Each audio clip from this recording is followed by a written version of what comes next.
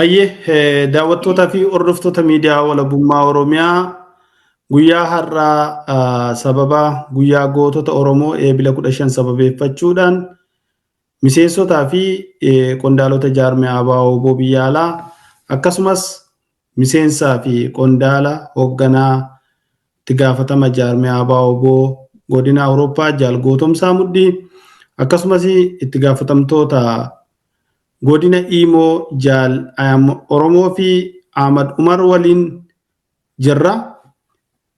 Guyyaa har'aagaa akkuma beekamu fuuldura keenyatti guyyaa borii eebila 15tu geggeeffamaa jira. Eebilli 15 maal irbuu shinnigaati. Guyyaan irbuu shinnigaa maaltu geggeeffamu ture? Irbuu shinnigaa maali? Akkamitti jalqabe? Guyyaan kun akkamittiin kabajamuu jira? Dargaggoonni fi miseensonni yookaan qondaalonni ABO akka kamittiin jaarmiyaa biyya alaa akka kamittiin qophaa'u jiru ka jedhu irratti marii gabaabduu waliin goonaa jaallan guyyaa har'aa silaa qabannee isiniif dhiyaanna jenne sababoota neetworkiitiin akka adda addaatti nu jalaa ta'uu didee amma immoo karaa zuumiitiin waltajjii kana geggeessu jirra. Egaa hordoftootaa fi daawwattoota miidiyaa walabummaa Oromiyaa anaa dhufuun siniin jedha. Jaallan kiyyaa warra sirratti argamtan Ayyaam Oromoo, Jaal Gootomsaa, Jaal Ahmad Umar baga nagaan dhuftan. Tole jaallan jaalchicha akkasumattis miidiyaa walabummaa Oromiyaa hundi keessanuu walumaanuu baga nagaan nu eegan. Ayyee jaallan egaa Jaal Gootomsaa sirraan eegala. Guyyaan goototaa eebila 15 akkamittiin eegalee dhaamsi isaa immoo maali? Tole fayyaa ta'e guddaa galatoomii jaalchicha eebili 15 guyyaa gootota Oromooti. Guyyaan gootota Oromoo kun jaallan qabsaa'onni hogganoonni ajajoonni waraana bilisummaa Oromoo jiilaaf osoo karaa Soomaaliyaa deemaa jiraniiti. Shiftaa Soomaaleetiin karatti marfaman. Yeroo karatti marfaman san irraa kaasee shiftaan Soomaalee maalii fi eessatti deemtan kan juungaa namoota bakka sanitti dhaabee maali isin jennaan kaan musliimaa kaan kiristaanaa. Kanaafuu akkuma waliigalaatti warreen muslimaa achi baa, warreen kiristaanaa achi baa, warreen muslimaa ammoo isin ammarraa ka'amee tarkaanfiin isin irra fudhatama kan jiruun maaliif jennaan nuti amantiinis addan baanu, gandaanis addan baanu, kutaanis addan baanu, nuti Oromoodhaa kan jiruun maqaa amantiitiin boolla tokko keessatti rashanamanii jechuudha isaan kun. Okay, kanarraa ka'uudhaan guyyaan kun labsamee guyyaa goototaa jedhamee jechuu keedha natti fakkaata. Galatoomi Jaal Gootomsaa. Irbuu shinnigaa imala dheertuu niyyaan halaalaa egeree iftuu fagootti ilaalaa mul'ata guddaa osoo deemanii hireen ammaattee kiyyoo seenanii maal goona garuu hireen ayyaanaa maal goona garuu gololleen seenaa if duuban maru seenaaf dubbanna dhaloonnaa baru har'aa baratee ittiin wal qaru. Jaal Ahmad Umar sirraa ittiin dabala. Guyyaan gootota Oromoo eebila 15 dhaloota haaraa keessatti hiikaa akkamii qaba? Gara fuula duraatti jajjabeeffamuudhaaf maaltu dhaloota haaraa yookaan qeerroo kakaasattee yaadda guyyaa kana hundeessuudhaaf?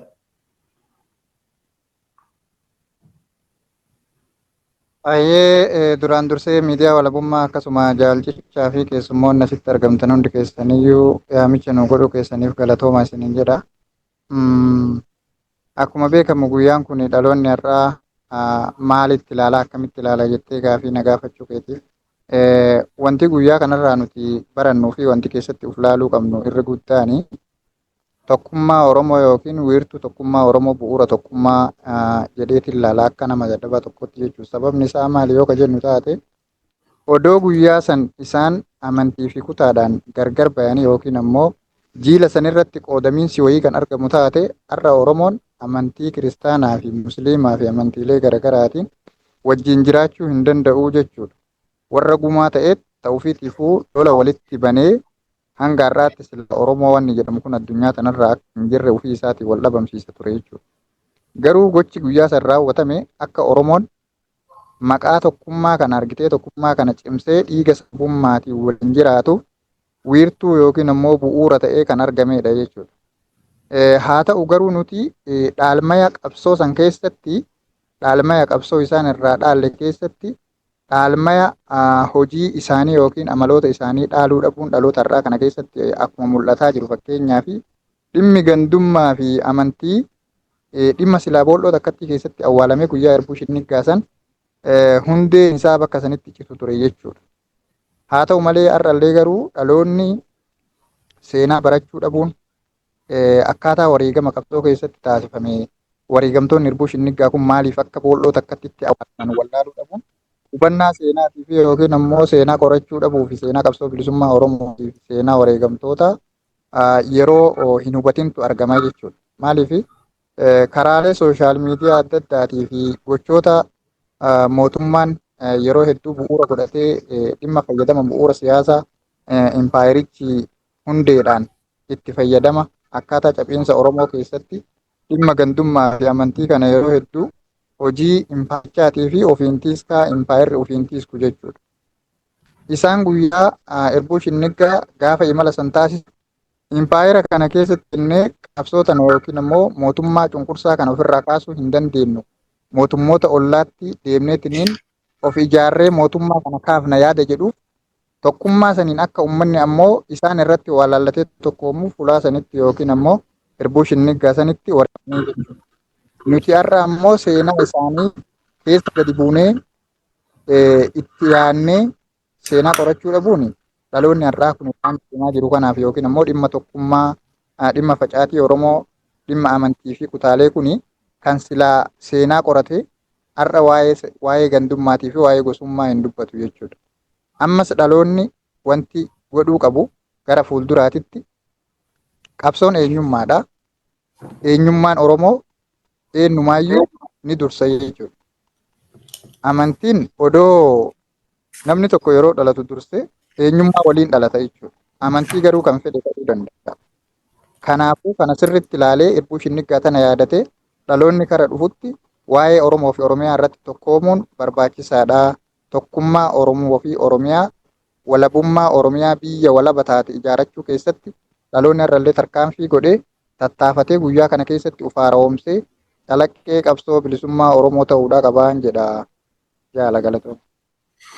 Guddoo ulfaadhu jaala kiyya akka gaariitti irraa dubbattee.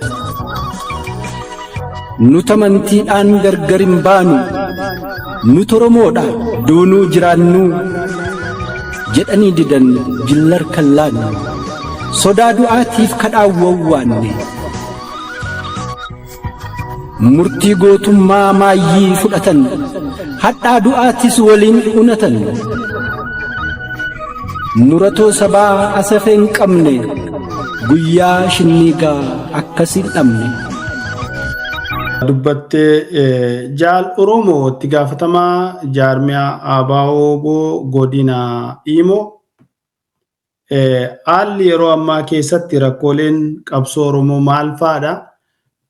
Mee kanaan wal qabatee guyyaa eebilaa 15 akkamittiin ayyaaneffachuutti jirtu? Akkamii qophiin maal fakkaata si jedhu meerraa nuyi? Tole ulfaadhaa galatooma qophiin warraaqan yeroo kamuu qophaawaadha. Warraaqsa keessatti rakkinoonnii fi haalleen garagaraa si mudataniyyuu rakkoo jiru dandamachiistee mooraa qabsootiin ibsuun waanuma barameedha. Kanuma wal qabatee jaarmiyaanii yookaan gamtaan Imoodhaa kan itti jiru haala dansaa fi fooyya'aa ta'een ammayyuu abdii kutannaa tokko malee gara fuulduraatti ijaarumsaa fi waan danda'uun waraana isaa bira dhaabbachuuf qophiitti jira. Haala dansaan itti adeemutti jirraa jechuu barbaada. Galatooma. Ayyee galatoomi fayyaa ta'ii egaa qophiitti jiraachuu keessaan guyyaa qophii keessanis nu beeksiftu. Jaalgootomsaa qindoominni jaarmiyaa Abaaboo godina Awurooppaa gumaachaa fi yookaan tinnisa waraana bilisummaa Oromoo guyyaa Irbuu Shinniggaatiin wal qabsiisee akkamitti waamaa jirtu eebila 15 wal qabatee maaltu godhamaatii jira? Miseensonni keessanoo akka kamitti qophiitti jiru?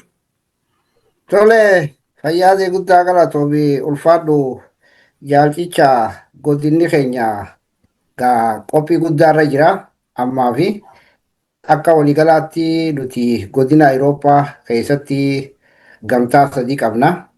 Tokko gamtaa Iskandinaaviyaati. Lama gamtaa giddugaleessa Awurooppaati. Sadii gamtaa UK'ti. Gamtaa kana keessatti hanga dandeenyetti ijaarsi keenya gadi jabaadha. Takka hanga rakkinni adda addaa adeemsa amma deemu kanarratti nu mudachaa tures miseensonni keenya olola jiruu fi rakkoo jiruu fi haala jiruufis guyyaa tokkollee osoo gurra hin kennin sadarkaan buusii isaanii buufatanii qophii garaagaraarra jiru jechuudha. Kanaaf ammaa fi akka waliigalaatti qophiin nuti akka godina Awurooppaatti irra jirru gamtaaleen keenyaas bifa bareedaan duratti deemaa jira. Isaan kana keessatti gurmuuleen hedduun ni jiru. Keessattuu gurmuu Konyaa Ayyaantuu Dagaa, gurmuu Abaaboo biyya Siwiidin, gurmuu Buriisoo Boruu biyya Dinimaark, gurmuu UK'dhaa akkasumattis hanga dandeenyetti gurmuuleen jiranis ni jiru. Giddugaleessa Awurooppaattis ni jiru. Kanaaf hanga dandeenyetti qophii guddaarra jirra jechuudha. Eebila 15 guyyaa gootota Oromoo kana ibsachuudhaan qophiin miseensonni keenya itti jirus qophii jajjabaadha. San dabalatee gurmuuleen alatti abbootii amantiidhaa akkasumattis manguddoota adda addaa hundaa'u yaamisa gooneetiif waldoota adda addaa hundaa'u yaamisa gooneetiif afooshaalee adda addaa afooshaa Booranaa Bareentoo afooshaa Ifaa Bilisummaa akkuma waliigalaatti yaamisa gooneef isaan kun hundinuu asirratti hirmaatuuf qophii guddaarra jiru. Okay, kana duwwaatoo hin taane hawaasni Oromoo biyya Siwiidin keessatti ijaaramee jiru miseensota hedduu qabanillee akka waan kanarratti hirmaachuudhaaf qophiitti jiranitti quba qaba. Haa ta'u kana duwwaatoo hin taane har'a jaarmiyaan Abaaboo godina Eeshiyaa jaalgootomsaa sumatti hin deebi'u jira. Godina Eeshiyaa ati godina sana keessa turte keessayyuu Yemen keessatti magaalaa sanaatti galma guddaa qabatanii waamicha balballoomsaa jiru. Waan sanarraa gurra uummataatii fi dhaamsi jaalli keenyatti gaafatamaan godina Eeshiyaa jaalundee seenaa sababa neetworkiitiif seenuu hin dandeenye egaa beellamni kun isa wajjiniin kan qabatameeti jiru mee waan naannoo sanaas waan bal'inaan beektuuf adeemsa naannoo sana jiruu fi hawaasni keenya bal'aa iddoo sanatti argamu akka danda'uuf. Aduun qaqamee gogee addaata amma gaalaa lallafee fakkaata. Sun lafee miti lafee namummaa. Dhaala dhalootaa siidaa tokkummaa. Qabeenya qaalii hundarra caala gatiin ni baasomtuu madaala. sun lafee miti qabeenya keenya gaaf tokko noo lufuune ol keenya dhaala dhalootaa ta'ee tikfama asxaa gootummaa ta'ee ibsama dhaloota boodaan laalee onnatu kaayyoo masakaa irraa tolfama dhaala dhalootaa ta'ee tikfama asxaa gootummaa ta'ee ibsama dhaloota boodaan laalee onnatu kaayyoo masakaa irraa tolfama laalaa yaadannoo fi dhaamichi waamichatu gootu. Gaariidha. Fayyaa guddaa galatoomii haala godina Eeshiyaadhaa laalchisee keessattuu gamtaa tokkummaa baqattoota Oromoo biyya Yaman bara dheeraadhaaf bara 15 ol keessa turre hojii jajjaba amma duras wajjii hojjechaatis turre yoo si dheerates xiqqishoodhaaf obsitaa. Kanaaf isaan kun akkuma waliigalaatti gaafa addi bilisummaa Oromoo Eertiraa jirurraa kaasanii qabsoo bilisummaa Oromootiif lafee duudaatti jechuudha. Karaa namaatiinis karaa qabeenyaatiinis warra qabsoo kanarratti cichee bu'aa bayii guddaa bu'ee hanga dandeemetti sadarkaa nama oomishuutiin karaa Jabuutiitiin hanga dirree Eertiraa ga'utti namas gaggeessaas ture, diinagdeenis ciraa dhaabbachaa ture.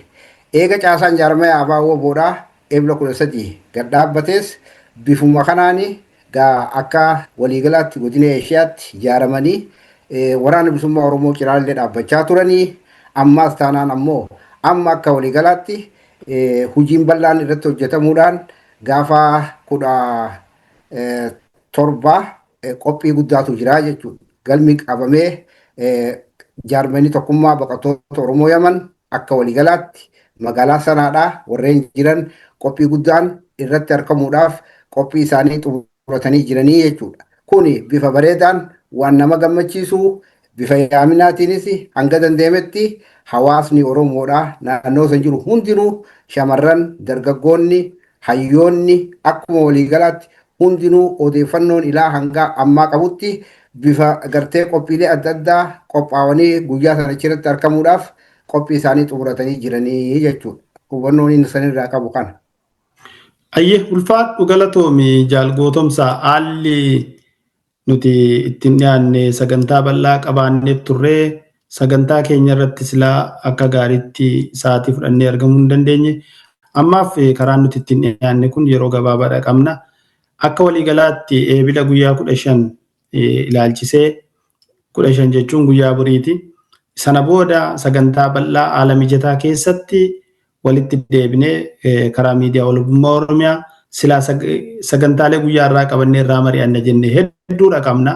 Waa'ee jaarmiyaa biyya alaa, waa'ee qabsoo bilisummaa Oromoo rakkinoota jiran bal'ina jiru hundumaa irraa mari'achuudhaaf turre ayyaam Oromoo waamicha guyyaa borii yookaan eebila 15, eebila 17, 20 sagantaaleen ABO'n jaarmiyaan biyya alaa qabateetti deemaa jiru hundumaa walitti qabdee godinaalee Imo, godina Awurooppaa, godina USA, Asia, Afrikaa, Austraaliyaa, Kanaadaa kana hundumaa fi waamichi ati qabdu akka waliigalaatti nuu dhaami ayyaam Oromoo.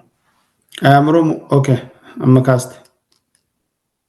Oromoon har'a sagantaan inni keessa jiru yaamicha hin barbaachisu maaliif jennaani waan akka sabaatti keessa jiru sabichi kun rakkoo fi cunqursaan kallattiilee garaagaraatiin irra gahaa jiru keessaa bahuudhaaf qaamni biyya keessa jirus ta'e qaamni biyya baqaa jiru kamiyyuu karaa kanaan dhaabbatee waraana isaatiin isuun waraana jechuun kan Oromootii Oromoodhaaf dhaabbate akka qaamonni tokko tokko jiru yookiin qaamonni tokko tokko dubbatan waraanni kan jedhanii maqaballeessii fi karaalee garaagaraatiin irratti oofan lakkisuun hin jiru. Waraanni waraana waan hidhateefis qaba, kaayyoo qaba, daldaltuu fi shiraxaxxoonni karaalee garaagaraatiin yeroo waraan kan maqaballeessuuf dhaabbatan argina. Hawaasni keenyallee olola kan dhageeffatee waraan keenyarraa abdii kutachuu osoo hin taane daranuu bakka jirurraa dhaabbatee waraana isaa deeggaree waraana isaa gul dhaabbatee karaa jiruun guyyaa keessumaafuu adda dureedhaan guyyaa ebla 15 guyyaa gootota sababeeffachuudhaan waan danda'uun mooraa qabsoo akka tin'isu asumaaniin dhaabbachuu barbaada. Ulfaadhaa galatoomaa isiniin jedha. Ayye ulfaadhu galatoomi gaafiidhuma wal fakkaataa.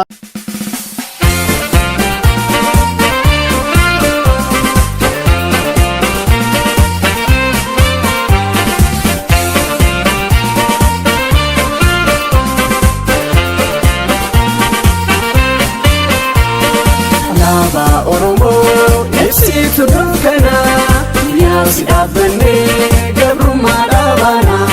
Alaabaa Oromoo ibsituu dukkanaa yaasi dhaabbannee gabrummaa dhaabanaa. Kunkummillee du'uu kana feesi dhaabnaa salmaarraan deebinuu tarreerra dhaabannaa. Alaabaa Oromoo ibsituu dukkanaa yaasi dhaabbannee.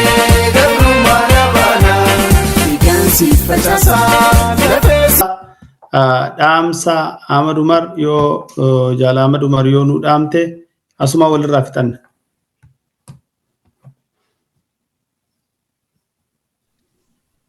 Ayyee galatooma dhaamsin ani qabu keessattuu qabsooytota fooraa qabsoo keessa jiraniifini hawaasa kan dammaysuu danda'u warroota fooraa qabsoo keessa jiru jechuudha. Bara baraan yaadannoo inuma taasifnaa yaadannoon nu taasifnu kun hanga ammaatitti imala irratti malee galma silaa barbaadamuu fi amaanaa nutti kennamee bakka nuti itti dhaamne irraa itti uffadhaa jedhanii jaallan dhaammatan san hanga yoonaatti dhaamsi isaanii galma hin geenne jechuudha. Kanaaf uummanni Oromoo keessattuu warri irbuu fi waadaa ofirraa qabu tiyya haa taatuu fi ana malee namni hin jiru lakki of guddisuu fi of tuulummaa wantoota adda addaa agarsiisuu dhiisanii tokkummaadhaan yaadannoo ebla 15 kanarratti irbuu fi haaromfatee namuuf gamaggamee waggoota dooran kana keessatti maal godhaa turre eessarra jirraa kaleessa qabsoon erga eegalte har'aa miti. Wareegamni gootota yaadatamuun eega eegalee 80 wareegamanii jechuudha. Kana keessatti urga bara sanii irraa hanga har'aatti eessa jirraa qabsoon nuti qabsaa jirru qabsooma sanii waan jedhu tokko namuu of gaafachuu danda'uudha qaba jechuudha. Wanni nan uummata Oromootiif dhaamu haguma yaadannoo kana eegallerraa jalqabee hanga har'aatti hangamii namni ani Oromoodha jedhu hundinuu of gaafachuudha qaba. Erga of gaafate ammoo deebii waan kanaa waliin barbaaduudhaa fi waloomaa fi wal dhagayuu yaada waloo walirraa fudhachuu amaloota qabsooytonni kaleessa qaban jaallummaa jabeessuu san irratti xiyyeeffannoo godhee namuu waan silaa danda'uun aarsaa silaa godhamu akka godhu dhaamsa dabarfadha. Qabsoon Oromoo qabsoo ofitti hirkannooti. Of malee yookiin immoo saba Oromoo malee waan biraa hin qabdu. Kana sirriitti hubachuu danda'uudha qaba jechuudha. Motorri qabsoo kana sochoosuu deeggartootaa fi hawaasa Oromooti.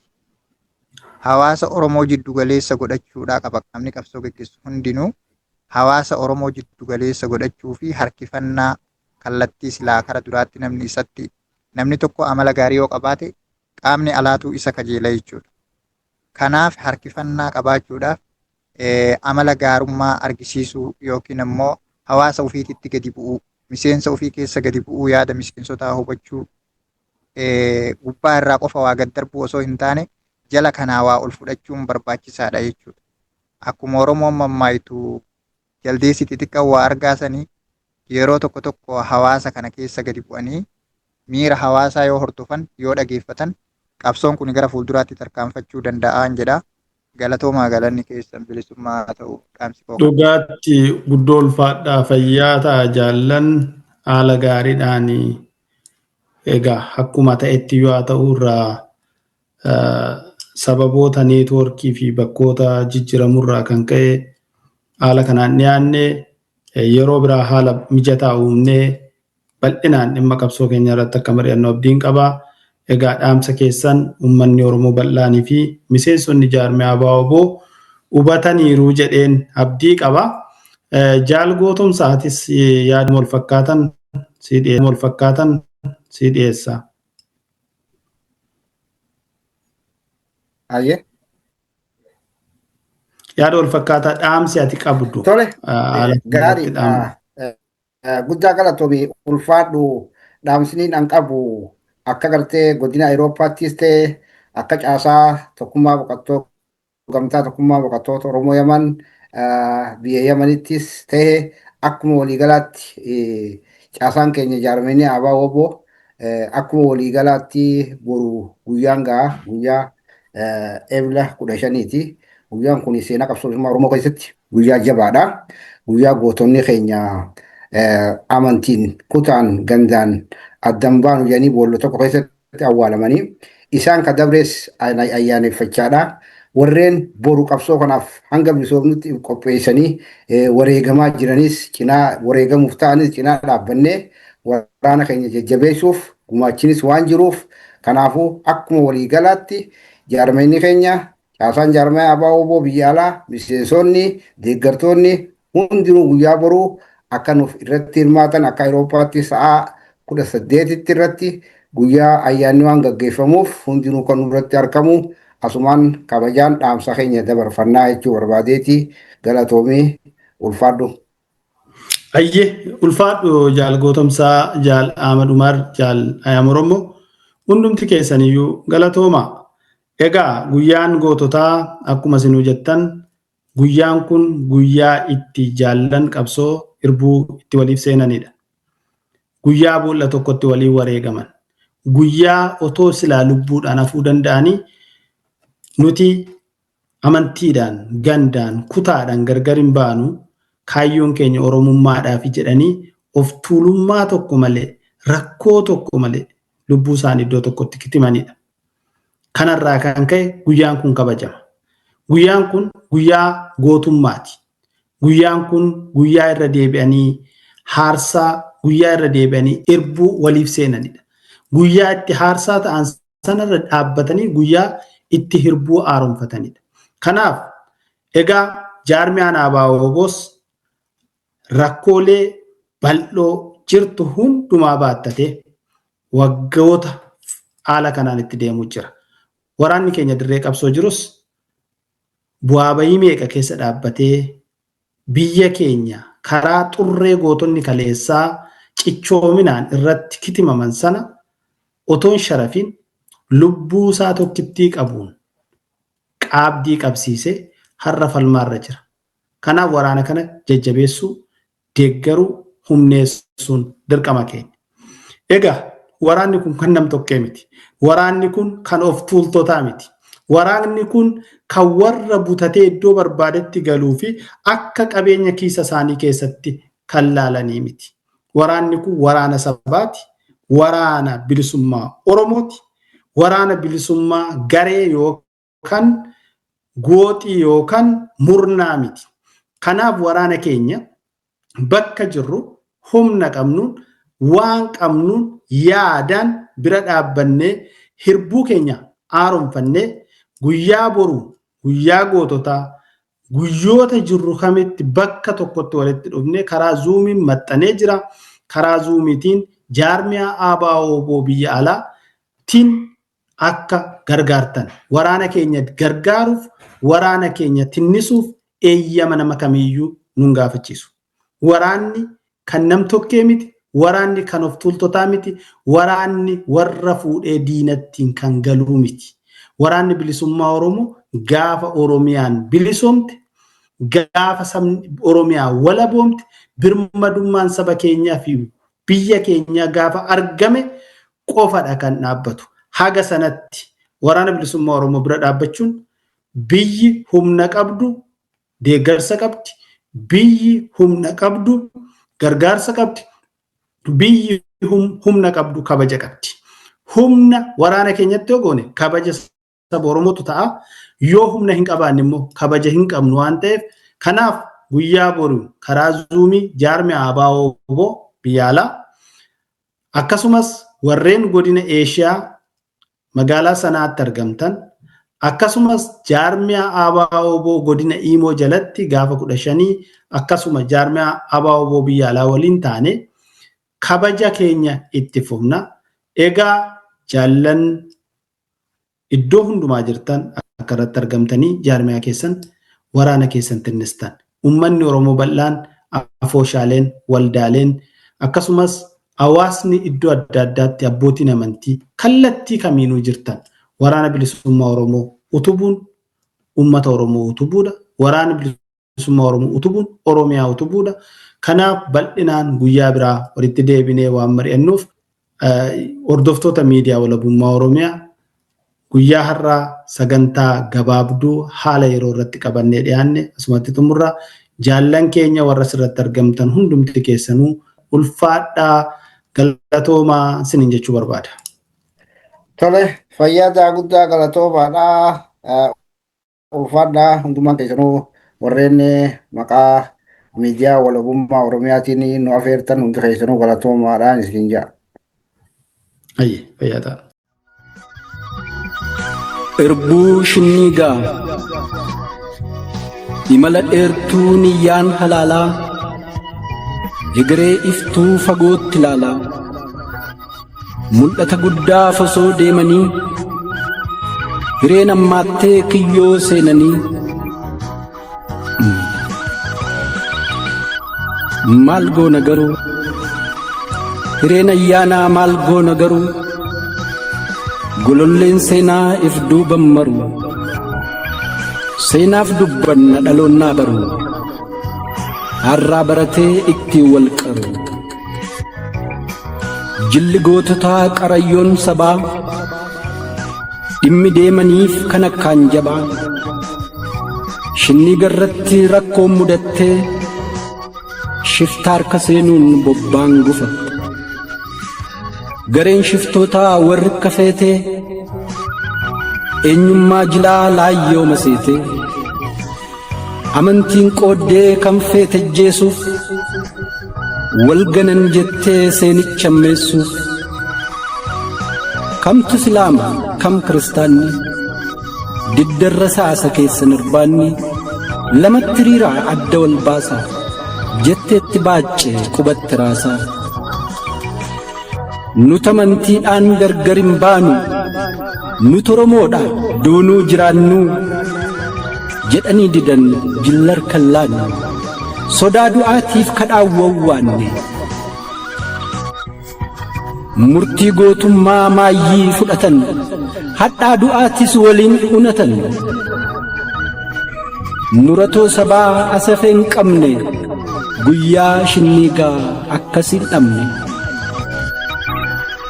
timjii amantii wal gidduu dhiqee dhiigni Oromummaa walitti xinniqee walitti titee waliin dikaawee seenaa biqilchee gurmuu tokkummaa keenya itiche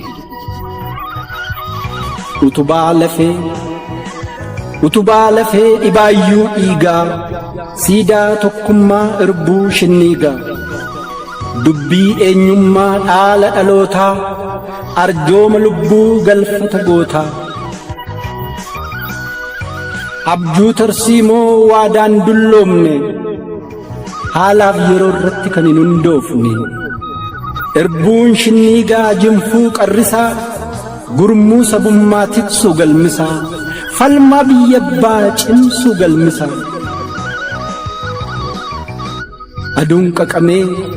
aduun qaqamee gogee addaata amma gaalaa lallafee fakkaata sun lafee miti lafee namummaa sun lafee miti lafee namummaa dhaala dhalootaa siidaa tokkummaa qabeenya qaalii hundarra caala gatiin ni baasoomtuu madaala sun lafee miti qabeenya keenya gaaf tokko noolu fuunee ol keenya dhaala dhalootaa ta'ee tikfama asxaa gootummaa ta'ee ibsama dhaloota boodaan laalee onnatu kaayyoo masakaa irraa tolfama dhaala dhalootaa ta'ee tikfama asxaa gootummaa ta'ee ibsama dhaloota boodaan laalee onnatu kaayyoo masakaa irraa tolfata. Laalaa yaadannoo mudannoo baddu murtii gootummaa murannoo jabdu du'a faarfamtuu ta seenaa qabdu irbuun shinniigaa baraanuun cabdu.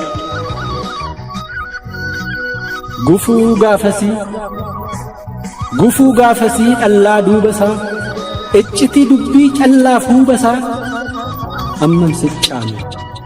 amman siccaanu haa taa'u boru guyyaa mijatteef dhaloonnaa qoru.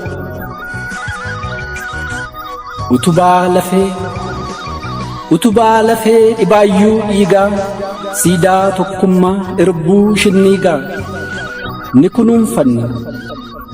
kunuunfanna dhaala dhalootaa galfata nyaannu galfata goota.